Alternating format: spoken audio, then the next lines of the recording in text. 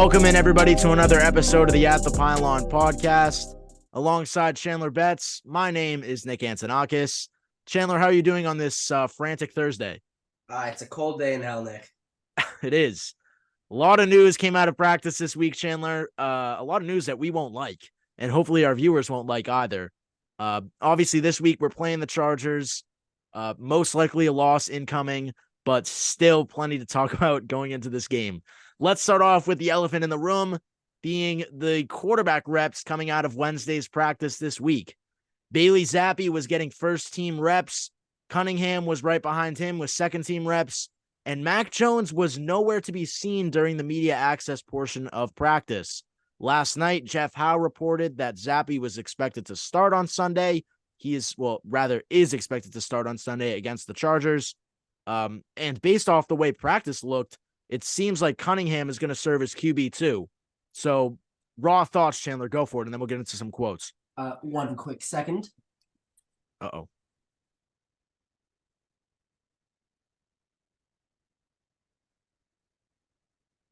This is my audition to be the starting quarterback for the Patriots this upcoming weekend.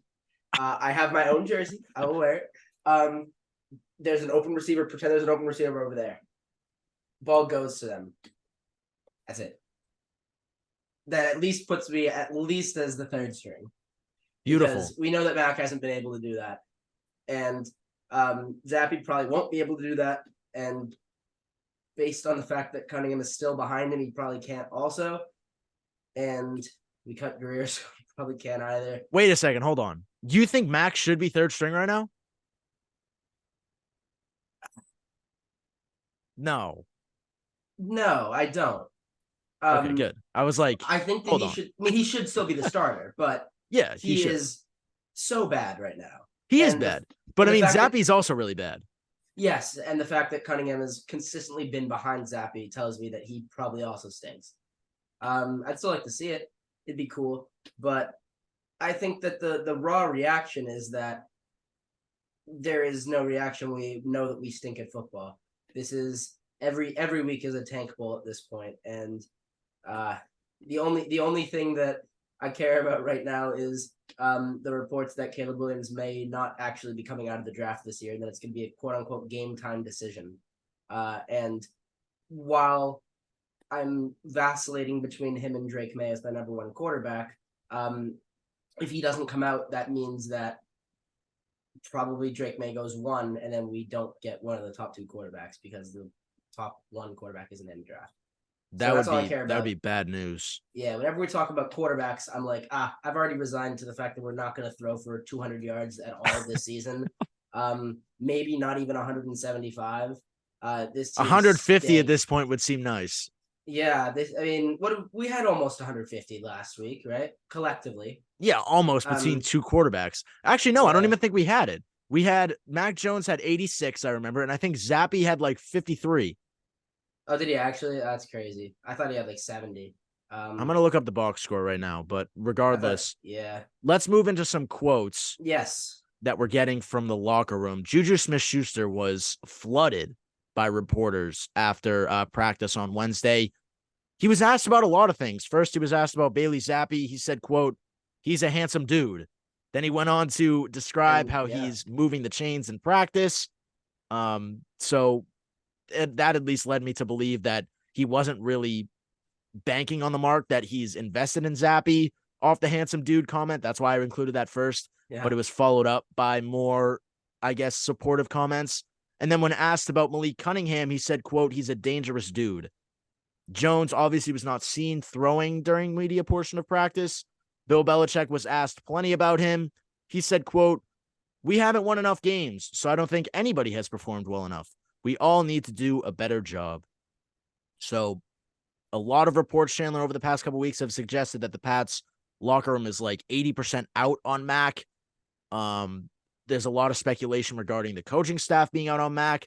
Bill O'Brien made some interesting points earlier this week when asked about Jones. He basically was like, blame me, don't blame Jones. He had a passionate defense for Mac, yet in practice, we're seeing the opposite results as Zappe's getting quarterback 1 reps and then Malik Cunningham at number 2. So it just seems like a mess in the Patriots locker room right now in terms of opinions. Yeah, as Marquette King is quoted as saying, former punter for the Raiders, is quoted as saying when talking about Tyreek Hill being put as number 36 in the top 100 players in 2017, which was right after his rookie season. The direct quote being, "It's always like the ugly people are the best players," and I knew he was going to be great. Talking about Tyreek Hill, which is an all-time quote, and because obviously, as we've seen with Jimmy Garoppolo, being handsome does equal being a good quarterback. Obviously, the fact that was point number one from Juju. Explains great to have him on this team. I'm by happy. that logic, Juju's a really handsome dude too, because he also stinks at football, just like Bailey Zappe. And Jimmy G right now. And Jimmy G and everybody. We need an ugly quarterback. Find someone who's just hideous looking to be our next quarterback. 2002 Tom Brady, please. Let's get the big chin. Let's bring it back. Yeah, the quarterback situation. I try my best not to talk about it outside of this podcast as much as possible because I just get sad. There's very little in the way of potential or production in this quarterback room, which is why I'd be very happy to see Cunningham, and I'm glad that he's taking second team snaps over Mac, not because I think that he is better than Mac, but because it's just him getting closer to getting in the game. And as we've seen historically, our quarterback stinks, and then Bill's like, "Oh, our quarterback stinks. Let's go put in somebody else." And right now, that somebody else looks like it could be Malik Cunningham. So I would not rule it out that we see him on Sunday. Yeah, and Chandler, a side point addressing the yards point I was trying to make earlier. On Sunday against the Giants, Mac Jones had 89 yards. Bailey Zappe had 54. Oh. That's a cumulative total of 143 yards for the Patriots in passing. So good times in New England. Yeah. Regardless, I'm on the same boat as you, Chandler. I want to see Cunningham start, not only for the reason that I'm like, it's not specifically that I think that he has promised to become the starter of this team one day. I really doubt that. But I just want to see something different. Mac Jones has been somebody that I've supported a lot this year. Even I'm kind of waving the white flag on him right now. I don't want to see Mac right now. Zappe, I've always been out on. I never want to see him play for the Patriots. Just throw Cunningham in.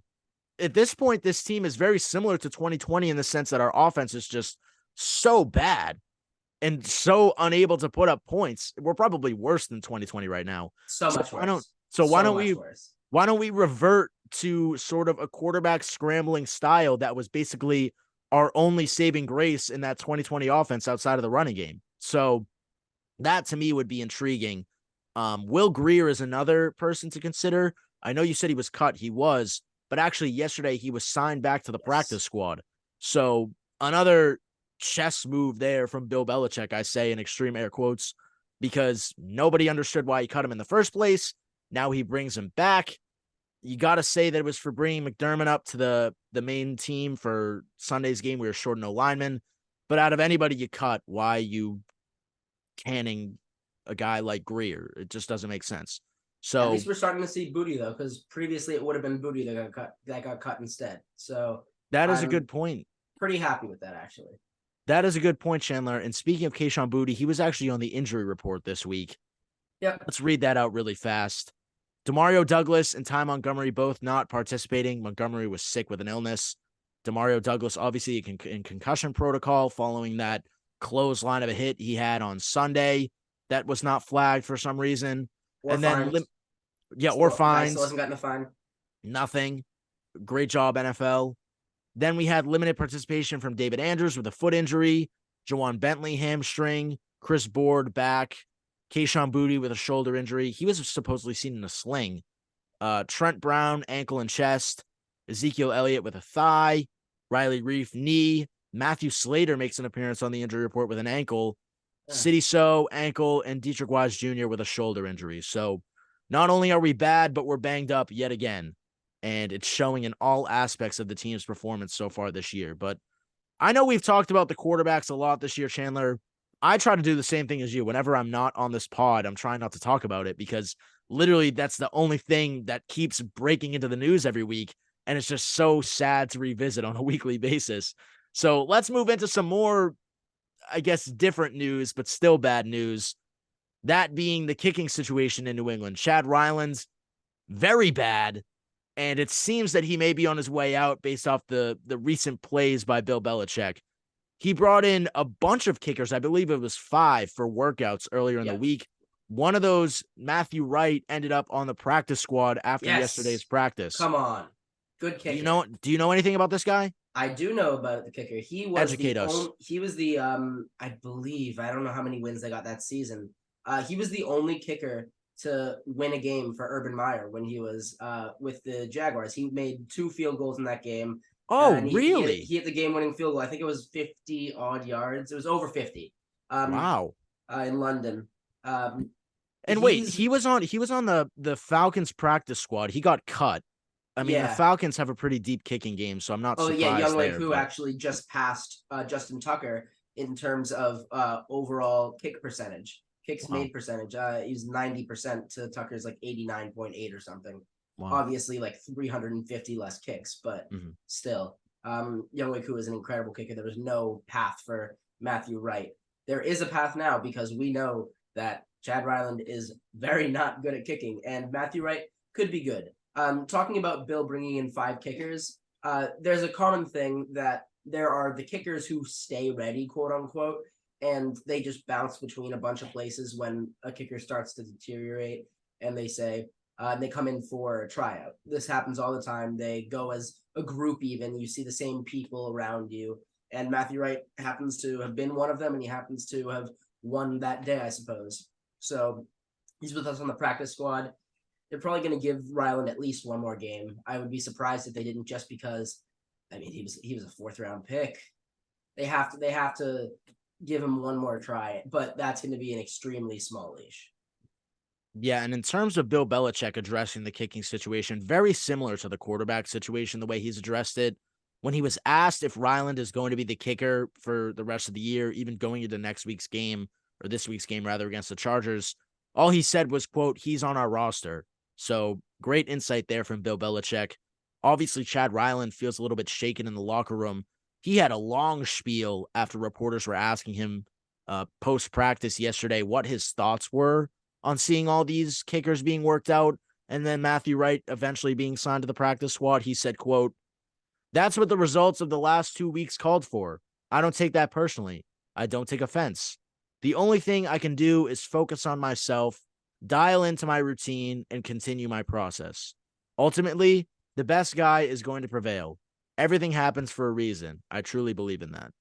So Ryland with a pretty, I guess, gracious answer there. That was a good answer compared to some of the other answers that we've gotten from struggling Patriots this year, Devontae Parker. But, what do you think, I guess, in terms of going into this week against the Chargers? How thin is that leash? Because you talked about it being tight. How tight is it going to be? Well, they're not going to play 2 kickers, of course. That would be really silly. They're not going to have 2 kickers on the active roster for the game. I think that if he misses a field goal inside 50, he's done. And that is kind of harsh, but also having missed the 35-yarder last week, that deserves that level of harshness. And I'm reading about Matthew Wright right now. I'm all the way in on this guy. I knew he was a good kicker. I don't know why he got cut from Jacksonville when Doug Peterson took over, just because they wanted a new kicker, I guess. But he's been good, and he's also an aerospace engineer. Wow. He worked at Lockheed Martin as an aerospace engineer. Wow. From graduation in 2018, for a while until he got on a full-time roster. He was actually working with them while I think in the NFL. Add some intelligence to our offense, please. Maybe put him at play calling. Let's put him at quarterback. He probably won't make any mistakes. He can analyze the aerodynamics needed to complete a pass. Throw it farther. Yeah, there we go. We're figuring this out. Yeah, I mean, put him in. He has actually, I believe, the Kansas City Chiefs record for longest kick when Butker was injured. He broke what was the record at the time, so I guess not anymore. He's an effective kicker. His career long is 59. He's got a strong leg, and he's only missed 2 extra points in his career, none since 2021. And he's just generally a reliable kicker, and he was unjustly cut in 21, I believe, based on what I see here. And yeah, good kicker. Keep him, please. Get rid of Ryland. Yeah, that hopefully is going to be the path. But considering the way that the Patriots have traveled so far this year, especially surrounding the quarterback position, that now sees Bailey Zappe projected to get the start on Sunday, things are not going the way that we specifically want them to. So I won't hold out hope until it actually happens. But regardless, another big storyline heading into this game actually brings us over to the defensive side of the ball for the Patriots, Yes. which has been a pretty solid defense considering the circumstances this year. A lot of injuries, a lot of adversity surrounding the team, and the defense has still performed pretty well for the most part. The secondary cannot be the explicit part of that defense being, I guess, a success because they have not been good. Right now, they're being led by J.C. Jackson. He got absolutely shredded against the Giants. But heading into this game against the Chargers, obviously the team that traded him away after signing him to that huge contract back in 2021, it's going to be a big game for Jackson. Will he get revenge against the Chargers, Chandler? What do you think? Absolutely not. So this team, I guess we should qualify or quantify what revenge is, because the defense has been good in terms of points, and that's really all that matters. It's a very bend, don't break defense, and I'm pretty happy with that. However, if Jalen Hyatt, who again I will sing his praises all the way up to the mountaintop, I think that he's an excellent wide receiver with a lot of potential. If Jalen Hyatt is going to get 100 yards against J.C. Jackson and by extent, or Patriots defense, and by extension J.C. Jackson because he was the primary player against him, what do we think Keenan Allen's going to do? Keenan Allen could feasibly go for 160 yards and 2 touchdowns. I don't want to imagine it. He's so good. Pray for your friends if they are going against Keenan Allen in fantasy this week. And if you have him, get him in, assuming that he's healthy. I don't know. I haven't checked their chart. There's no reason that he wouldn't be, to my knowledge. Their pass offense, I mean, Kellen Moore, incredible offensive coordinator, could be on head coach watch for this upcoming offseason, which is a little bit of I don't want to say an outlandish claim by me, but I think that we're expecting, what's his name? Brandon Staley, the current coach for the Chargers, to get fired because he can't win a game with an incredible offense and a pretty good defense. And Kellen Moore is a master at picking up yards on an offense. He's a great play caller. He had his issues in Dallas with McCarthy, but he's been very effective with this team. Herbert looks incredible. This passing offense looks so good. They aren't getting wins, so they're going to need a get-back game, and we are the get-back game now. So as for J.C. Jackson's actual revenge, I think that it might be an all-time bad performance from this Patriots defense all season. Maybe even worse than the Chargers game, than the Cowboys game. That would be really sad from our perspective here, but I hate to agree with you, but I do. This Chargers team is desperate right now for a win, like you said, Chandler. What are they, 4-8 on the year right now? 4-7? 4-7, I think they're 4-7. They're outside of the playoff race right now. They're gonna need to start, I think, probably to have a good chance. They're gonna win they're probably gonna need to win like 5 of their last 6 games if they want a chance to qualify. So big times for the Chargers right now. What better way to get back against the quarterback cornerback, I should say, that you brought in for such a big payload to totally deteriorate in your face. I just think it's going to be bad news for the Patriots this week, sadly. But the Chargers, on the other hand, Staley, like you said, Chandler, a guy who in recent reports has been claimed to have basically no chance of being the team's coach after this year, barring a miracle. That's what experts were saying. Unless if he goes on like a 6-game win streak, carries them deep in the playoffs. They would need to win a playoff game like convincingly. Because last year they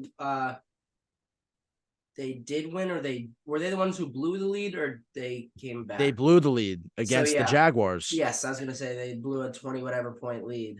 24. I think it was 24 points. Yes. they're going to need to win a playoff game. They're going to need to win it in a convincing manner for him to stay. And talking about head coaches, I'm starting to get to the point. I was looking this morning about head coaching candidates for this upcoming season. Do we think that there's a chance that we take their offensive coordinator and they take our head coach? I would not want to see that whatsoever, because I feel that the Chargers coaching staff as a whole is just deteriorated.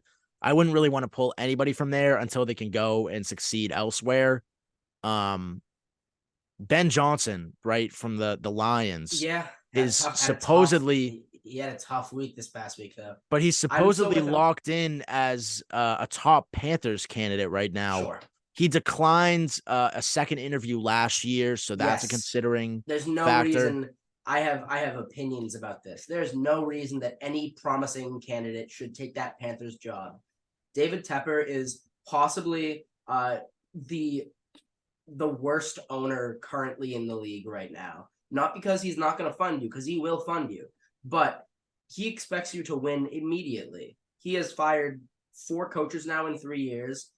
For the soccer team that he owns, Charlotte FC, he fired the same coach twice in a season, Oh my which is crazy. That's like astronomical. They don't have their first pick this year. There is no reason. They have a potentially broken quarterback. They have an old roster outside of their quarterback. There's no reason that a promising candidate should go to that place unless that person gets a stupid contract. Or if that person is Bill Belichick and they just want to be like, I can fix anybody. I'll fix Bryce Young. He's still really good, which he probably could be, but maybe he's not.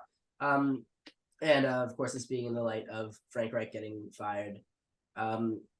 They're not a good team. They are maybe the team with the bleakest future in the league right now. So there's no reason that Ben Johnson, who will have certainly at least 3 or 4 offers for coaching position, should go to Carolina. Historically, we've seen Adam Schefter was talking about this, how every 2 years there is an average of 14-ish coaching positions that are available. For last year, there were only 5, I believe. So there's an expectation for there to be potentially 8 to 10 openings at head coaching positions this offseason. Wow. The Panthers are going to not get an ideal player or ideal coach. And that's why I feel like we also might not. I think that we're in a much better position, obviously. But we need an offensive guy if we're going to draft a quarterback. We need somebody who's going to develop a quarterback. We've seen Kellen Moore be able to do that. That's my basis for that claim. Yeah, and considering the Panthers, Chandler, obviously they hold the first spot right now for the pick. Obviously, that's not going to go to them. Rather, it's going to the Chicago Bears. So from the Patriots' perspective, we are hoping for some Panthers wins in the future. Yeah. Right now, we are a prime candidate to get number 2. Yes. If the Panthers get a win, maybe we can get number 1, but right now we're locked in at number 3. Regardless, a top 3 pick in this draft, especially if Caleb Williams ends up committing, needs to is huge. Please. So, Please. and considering the Caleb Williams reports, it's seemingly kind of playing out that he's waiting for the season to end to kind of see what the top 3 is going to look like, because he apparently is being very selective as to where he wants to go, and he wants partial ownership of a team, which is crazy. Yeah, it's a lot of asks. So the more that goes on, the more I want Drake May, for the purpose of, sure, Caleb Williams might be more skilled, but I don't know if that stuff's going to fly with Robert Kraft. So Drake May did just have an ankle injury in his last game of the season against North Carolina State, which really is potentially, I'm not sure the severity of it. I actually haven't seen it. I just saw that the report came out that happened. That was the worst time for that to happen for him, because he was really just starting to pick up steam as the number 1 quarterback. I'm getting to the point where he might be my number 1 player. Not player. Number 1 player is Marvin Harrison Jr. Number 1 quarterback. I'm getting to that point. I'm not sure how much the ankle injury is going to affect it, because his pocket mobility and his scrambling ability is a pretty big aspect for him. He's very it's a very white quarterback thing to say, but he's very sneaky athletic, but that's because he's big. He's like an Andrew Luck build. I know I've talked about him before. But yeah, ankle injury, dangerous. We don't even know if Caleb Williams is gonna go one. Yeah, and I just looked into that Drake May injury. No further reports on it yet, but he was seen Yeah. rolling in pain before he was taken out for the rest of the game. So definitely something to watch.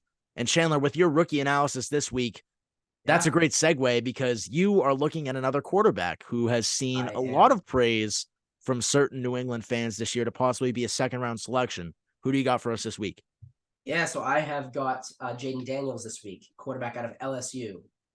He's a very interesting player. He's big, but he's not built. And that is an interesting point because he's 6'4", 210. But that 210, traditionally, for a college player, you say, they get to the league, they bulk up. This season was his bulk up. This past offseason, he was, I believe, 190 pounds at the end of last season. Wow. And this is his maybe the biggest that he feels as though he can comfortably play at with his play style. And that is a little dangerous in the NFL when you get popped once, sit for a quarter. It's dangerous when you're that thin. That's definitely something to consider. However, he has the LSU. He's argued, I've seen a lot of reports about this, that he's the second best quarterback in LSU history behind Joe Burrow, which is a very tall claim. But the fact that he has not made a college football playoff is just so bad, not for him, but for that whole program. Because watching him, he is so mobile. He has a good arm. He has a very good arm, I would say. He is just so dynamic. He reminds me a lot of, and this is my player comparison, but a light version of this player. He reminds a lot of Lamar Jackson. There's really no way around it. He just has burners. He can go through his reads, but then once he sees that nothing's there, has maybe the quickest acceleration for a quarterback I've ever seen. And that is something that definitely means something in terms of his mobility. The pocket does collapse a lot for that team, and he's shown that he's able to get out, that he's able to throw on the run on different platforms, even that he's able to hang around in the pocket a little bit and still he's willing to take a hit and still deliver the ball, which is something that's a big plus for me. A red flag, kind of, is his wide receivers are so good. The separation that they get is very impressive, even if it's not as much as Mac Jones' wide receivers got at Bama. He knows that his receivers are going to beat somebody on a corner ball, on a deep 35, 40-yard pass. And he's able to make that throw every time, which is really impressive. But he's not making a ton of window throws or layered throws, like people like to call them. So that's something that you should be thinking about. He's starting to move up a lot in draft boards. And I know that I feel comfortable taking him in the second round. I would feel comfortable if we were in the position to have a late first round pick. That's where I think that he probably should go, in that 23 round where Jordan Love went. He went 23 in the 2020 draft, I believe. Or no, he went 27, but he was prepared to go 23. In that range, yeah. Yeah, in that mid to late first round range, I think is where he should go. However, quarterback's a valuable position. I would not be so surprised if he goes like 9 to like a Seattle or something, if they end up around there. Let me ask this, Chandler. Yeah. If Caleb Williams drops out of the drafts, how likely would you say it is that this guy goes like top 3? I will never say never with the quarterback position. We've seen, hopefully people are starting to wise up to it. We've seen Mitch Trubisky jump all the way up to pick 2 when he was supposed to be in that mid-range of quarterback, around 15, 14. We will see everything happen and nothing happen, hopefully. In terms of the Mitch Trubisky comparison, that obviously did not pan out well for the Bears. No. But in the situation that May goes 1 and the Patriots are at 2, would you be mad at that selection? Yeah, if Marvin Harrison Jr. is on the board and you don't take it. So there are 3 players. If we are at 3, I'm officially at the point, and I'm locking this in. This is my forever until I say otherwise opinion. If we have 3 and you have to take one of Caleb Williams, Marvin Harrison, or Drake May, you have to take one of those 3. And if for some reason you're at 3 and none of them are there, I don't know what you do. That might be the situation where I'm like, it's I'm comfortable with us trading down. And I don't want us to trade down because you very rarely get a top 3 pick. But at that point, you should be looking for like a Brock Bowers, and you can get him at like 8. But to move a little bit back to Jaden Daniels, probably going to be the Heisman Trophy winner this year. Just watching him play, it's just highlight after highlight. And he doesn't make a whole lot of mistakes, and he's developed a lot as a player. A little crossover here, a little reference of time. So Jaden Daniels actually transferred from Arizona State, and his number 1 wide receiver, he was a true freshman starter, was excellent there. Sort of fell off a bit during COVID, but that was a whole Pac-12 issue. They only played 4 or 5 games, I believe. Then transfers to LSU. Has a good season last year, like how Joe Burrow had a good season the year before. This season is having the best season out of any quarterback in college football. But a little crossover, his number 1 wide receiver at Arizona State was Brandon Ayuk. Oh, That's wow. crazy. Brandon Ayuk has been in the league for 4 years now. That's insane. This is his 4th year in the league or something. And yeah, he was his number 1 wide receiver. It's crazy to think about that there is a legitimate crossover there. That is insane. Another player comparison. This isn't exactly the same because this person's a lot more built, but I think that Jaden Daniels has the potential to be what we thought Trey Lance was going to be. And you know how much I like Trey Lance. In retrospect, that kind of player probably shouldn't be the 3rd overall pick like Trey Lance was. However, I wouldn't be surprised if Jaden Daniels goes up to that. He could be the 3rd pick. It's not a crazy thing to say. I wouldn't want him to be the 3rd pick if the New England Patriots had the 3rd pick. I really would want him in the 2nd round. But again, quarterback's a premium position. A lot of teams are going to be looking for quarterbacks. Seattle's probably going to be looking for a quarterback. It's very possible that the Jets look for a quarterback just as a guy for when Rodgers is done. Yeah. I'm just going. The Giants are apparently Dayball put out a quote saying that we're looking at all positions next season, so they could take a quarterback, even though they gave Dan Jones such a big contract. So many teams, everybody could be looking for a quarterback. Not everybody, but there at least 20 teams could probably be looking for a quarterback. And all I can, no, and he's an excellent player, especially because he has the ceiling to be that top tier kind of player. He's like. He does everything slightly worse than Lamar Jackson. And if you can get someone who does everything slightly worse than Lamar Jackson, that's still a very good NFL quarterback. And all I can say, Chandler, is thank God we lost to the Giants last week, considering their recent comments. Because if they were in this fray and now they want a quarterback after signing Daniel Jones to big money, that would be a scary situation to be in. But regardless, we lost. We stand at 2-9, and most likely are going to be 2-10 after this week. Hopefully, I don't jinx us in terms of wanting us to lose, but it's pretty much looking like the Pats are going to get an L this week. So let's move into our keys.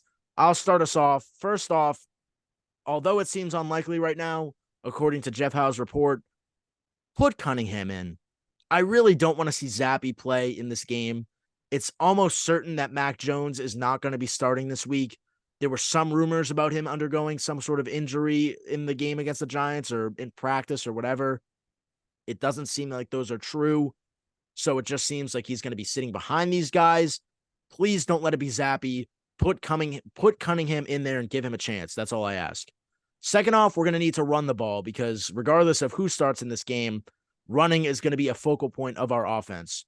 Cunningham, if he gets in, he's going to be running the ball himself. That's what he really brings to the table. Zappe cannot throw. Matt can't throw right now. It's bad news for our receiver corps. Please, you got to run the rock, pound the rock, get out there and run through this Chargers defense because that's really your only chance you're going to have to get a W. Last, but certainly not least, it's a pretty generic one, but no turnovers. We saw how much they burnt us last week. 2 picks from Mac, a pick from Zappe, multiple fumbles, some of which weren't turned over, but still losing the ball like that is a huge issue. We need to secure the ball if we want a chance to win this game. Chandler, what are your keys? All right, so the first one is going to be that we need 200 plus passing yards. Now that might be something that's very difficult, but I think that that's going to be a prerequisite for us even having a chance to win this game. Second one is going to be to pressure Herbert. Herbert, on his non-throwing hand, does have a finger injury. He had it earlier in the season. If we can get him moving around too much, if we can get him worried about the ball in his hands, that just gives our defense that little bit of extra time to maybe make a play. And then the third one is going to be win the time of possession battle. This offense for the Patriots is not good. This offense for the Chargers is very good. We should try our best to keep Herbert off the field as much as possible. And if we can run the ball, run the rock, a vertical offense would be nice. Play action based, run the ball a lot, but get ready to unleash the ball downfield, kind of like how the Titans have called their offense historically with Derrick Henry. We should really be modeling ourselves after that because they also have no wide receivers, a not good quarterback, and a power running back who just runs through people and doesn't really know gaps as well as certain other running backs do. Our offenses are very similar, and we should be modeling it after that. A lot of heavy protection, run plays, and then set up for some play actions. Chandler, score prediction. Hit me. 40-6 loss. Oh my God. I have 31-6. So same amount of points scored for both of us, but it's going to be a big loss, at least according to our projections. But to all of our viewers, do your best to enjoy the game this weekend. All I can say is more losses will lead to a better pick in the draft, which will lead to hopefully this losing stint ending sooner than later. So try your best to enjoy the game. Alongside Chandler Betts, my name is Nick Antonakas. We'll see you back here on Monday for a full recap episode of Patriots versus Chargers.